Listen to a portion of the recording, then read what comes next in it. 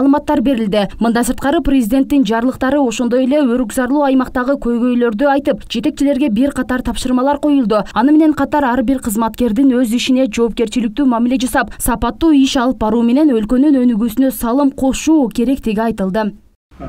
Бул жыйында мен албетте ар бир жетекчи, мекеменин жетекчиси ушул жердеги баары өз жумушуна так болуш керек. Бүгүнкү күндө Баткен областына кырдаал буну талап кылып турат. Бирок тилекке каршы кээ бир жетекчилер өзүнүн жумушуна мындай шалакылык менен мамиле жасап жатат. Аларга мен сөзсүз түрдө чара колдонооруну дагы айтып кеттим. Ошондуктан бүт мекеменин жетекчилерине бул жердеги өз жумушун так аткарып, эл менен жакын болуп, элдин көйгөйлүү маселесин чечсин деген тапшырмаларды койдум.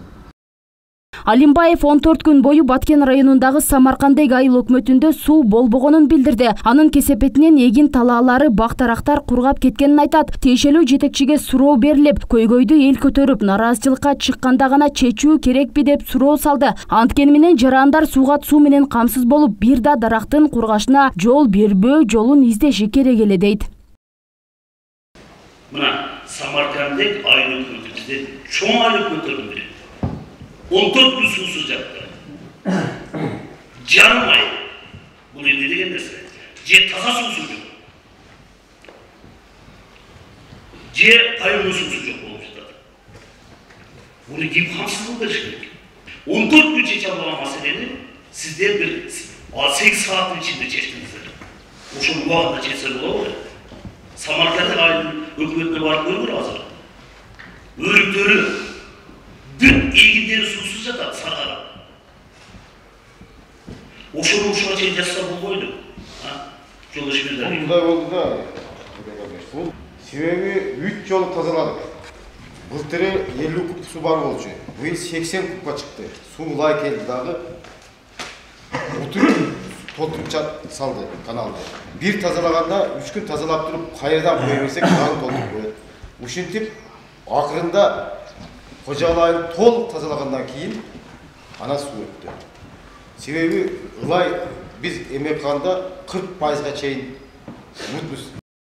Жыйында ишкерлери үчүн талап болуп жаткан ККМ аппараты тууралуу соодагерлердин кабары жок экени айтылды. Бул багытта салык кызматынын ишмердүүлүгү күчөтүлүшү керектиги, соодагерлер ККМ аппаратка тез арада өтүүсү үчүн жумуштарды алгылыктуу жүргүзүү керектиги тапшырылды. ККМ'ді да ойын бойынша, бұл жақ алып келу бойынша, қамтып сіздерді қамсыз қаласында ішкерлермен қамтып ішкерлерді, ошоның өзінше планын түзетіп, жұмышты күшейтіңіздер. Түшүнүңүздөр, болуңуздардан келеби? Баткен облусунда жалпы 11 мал базар бар. Бүгүнкү күндө канчасы талапка жооп берери белгисиз. Мындан улам облус башчысы Алимбаев тиешелүү жетекчиге мал базарлар иретке келтирилип, асфальт төшөлүп, ошону менен катар санитардык абал сакталышы керектигин айтып, мөөнөттүү тапшырма берди. Бизде Баткен обласу боюнча канча мал базар бар? Баткен обласу боюнча 11 мал базар бар. 11. Бизде 14 деп жүрөт. Баткен өзүдө 3, Лейлекте 2, Кадамжайда 6 мал базар бар. 11 мал базар. Азыр бул боюнча биздин президентибиз тапшырма койгон. 31 августка чейин бүт мал базарлар иретке келтиришибиз керек.